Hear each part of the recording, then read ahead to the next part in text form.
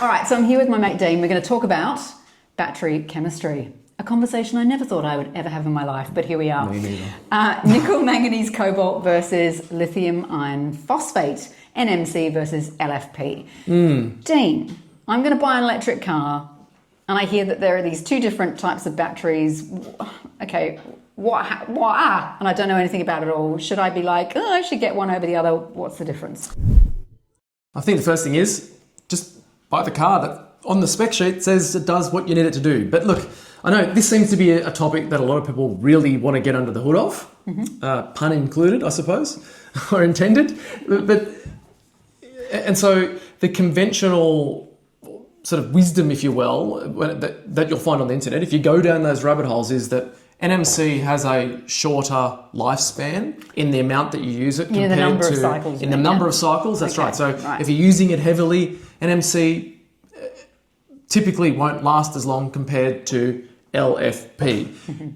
However, if you start to look at it from the perspective of how most people use their vehicles, it's probably something you'll never ever be faced with, because it's more than just that cycle life. It's about how deeply you use it, how often you charge. And if you think about what's in a phone, typically in a phone you'd have something closer to an NMC style battery. Okay. And so people will often think, well, that's only going to last 3 years or so, and then you chuck it out. But you charge this thing every day, if not multiple times a day. It's sitting in your pocket, which is a very hostile environment as far as temperature controls, whereas typically EVs have, they've put a lot of engineering effort into making sure that those battery cells that are sitting inside the vehicle are treated with kids' gloves, and they've got the best possible environment for them to live their best life.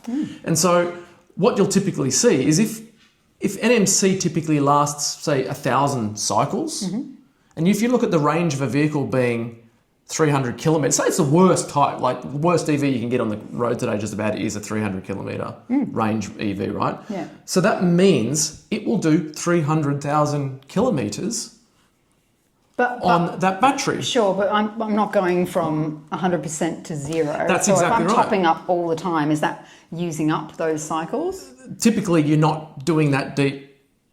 That the thing that a battery doesn't like is sort of going from 0 to 100 constantly. Okay. And the other thing that they say with NMC versus LFP is that with an LFP, you can charge it to 100% versus charging a NMC they say they don't like going to 100%. 20% to 80% on the So regular, that's sort of not entirely true, because what all batteries don't like is actually being topped up to have their voltages sitting high. So I like to think of this as a metaphor, right?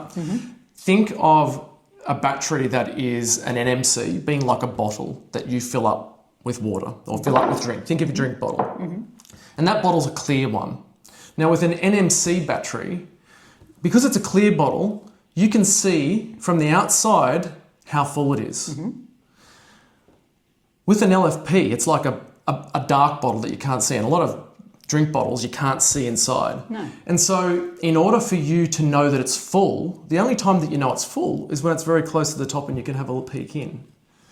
And so what the reality is that when it comes to LFP, they say the charge to 100%, not because it's good for the battery, because that's the only way that they know the battery is full. Okay, so something I sort of glean from an LFP as well is that you have to calibrate it, so on a more regular basis, really good charge question. it to 100% Yeah. in order to have an accurate range. Is that correct? That's right. So if you can't see what's inside the bottle, look, I love the question because the bottle analogy goes further, right? If you're drinking from the bottle, and if it's a bottle you can't see through, then you sort of get a surprise when you get the bottom. You can't see what's in there, so you have to drink it to know that there's none left. Right? So with LFP, what they're doing is they're counting your sips.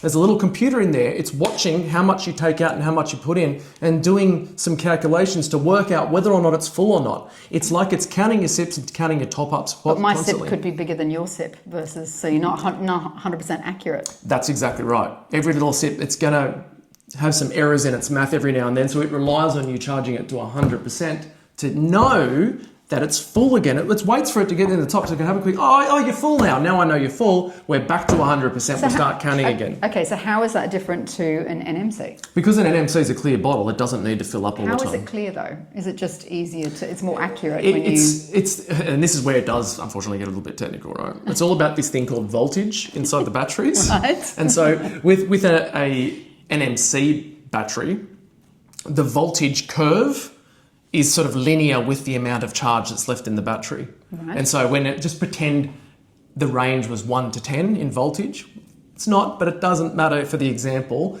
then when it's at 10%, when the voltage is 10, it's at 10%. Yeah. When the voltage is 9, it's at 90%.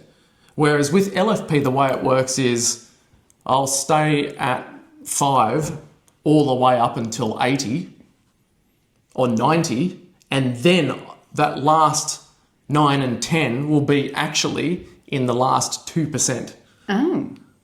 So it's really, really hard for electronics to know how much is in there. That's why I say it's like a bottle you can't see in, and you're not allowed to pick it up to check the weight either. It has to. The only way you can check it is by checking the voltage all the time, but the voltage says the same thing all the way down to 10%. Wow. And so that's why you need to calibrate. You've got to get it to the top, and then it goes, okay, cool. We're back to 100.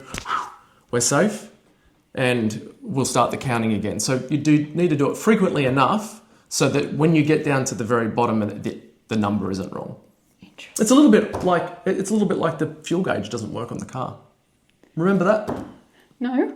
Did you ever had that? No. I've obviously had some worse vehicles than this. Where the fuel gauge isn't working, and so the only way you knew it was full was to fill it up and then pretend that, count how many Ks you've done. Wow. Okay. Interesting. That's the way LFP works. So, would you recommend one type of battery chemistry over the other or not?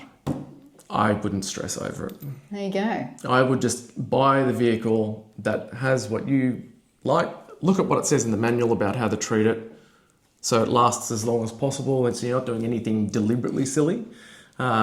Typically, that sort of means don't charge them all the way to the top too much.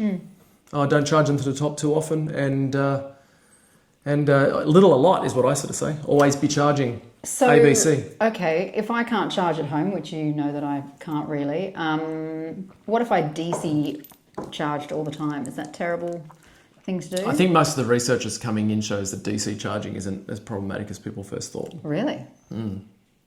I have this sort of feeling like it isn't so good. It feels like you're really trying to fill it up fast, right? Like, if you're trying to fill up a bottle with a fire hose sort of thing, right? And so it definitely, from a management point of view of the computers inside and everything, I'm sure they're doing a lot more work to make sure that everything is operating as it's intended. But I believe a lot of the tests most people have done has shown that at least the new types of batteries anyway, they're built for it. Would it be better to charge on, say, a 50 kilowatt DC charger on the regular rather than a 150 kilowatt? Again, this is DC where charger? Sometimes I sort of feel that I want to be nicer. You don't want to stress your battery out, do you? I don't know. I think it's more psychological than real. Like I do it when I charge mine. I'm just like, So your home batteries are NMC? Let's actually stop right? there for a second. I think if you think about it, for an organisation that both charges vehicles, like Tesla, they've got their chargers out there to do DC chargers. They've got a vested interest in making sure that battery lasts the warranty period of the car, right? Right.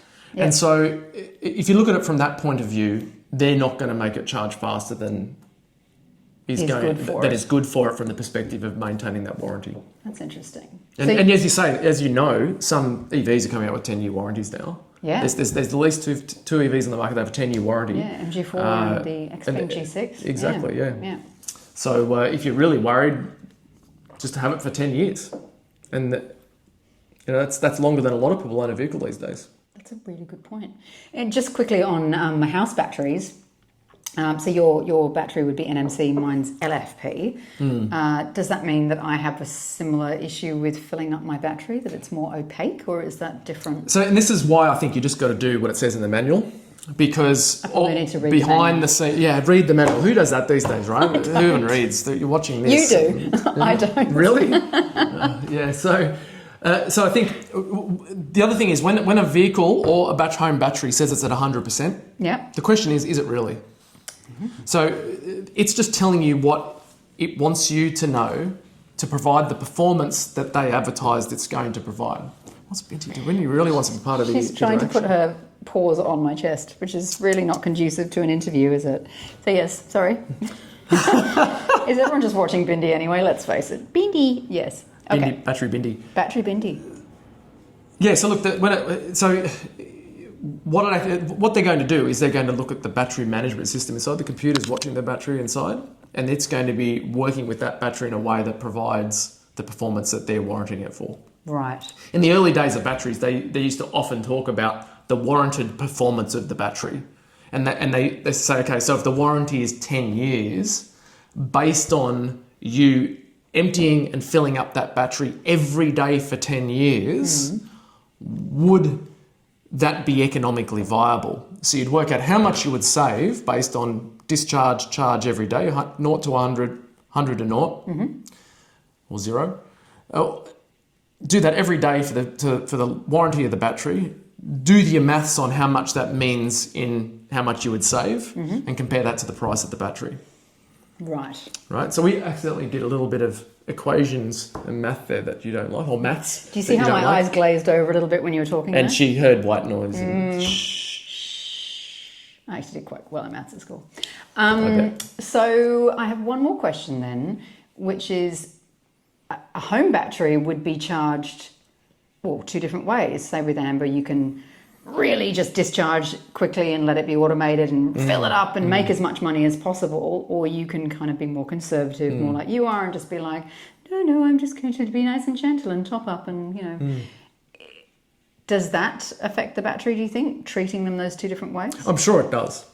But again, I think as well, like, sometimes we're probably overthinking these things from the perspective of, yes, it's a significant investment, but I wouldn't be surprised that in 10 years' time or whatever, when you're looking at your next battery, you know, they're a quarter the price and twice as big.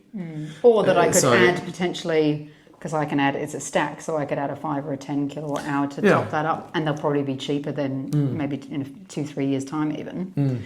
And I think look at your warranty as well. It'll probably, there may be a thing that says in the warranty, you know, we say that after 10 years of daily use, you'll have a certain amount of capacity left compared to when you bought it. Okay. So it'll say, you know, in 10 years, it's 80% of the battery it used to be. That applies not just to home batteries, but to cars as well. Yeah, absolutely. Okay. Yeah, I think home batteries are probably designed for more frequent complete discharges. They're not expecting the average driver to do 600 kilometres every day. Yeah. Whereas a home battery, they're expecting that you're going to go from 0 to 100, 100 to 0 more frequently. Okay. Well, I think Bindi wants a dinner. Bindi's definitely hungry.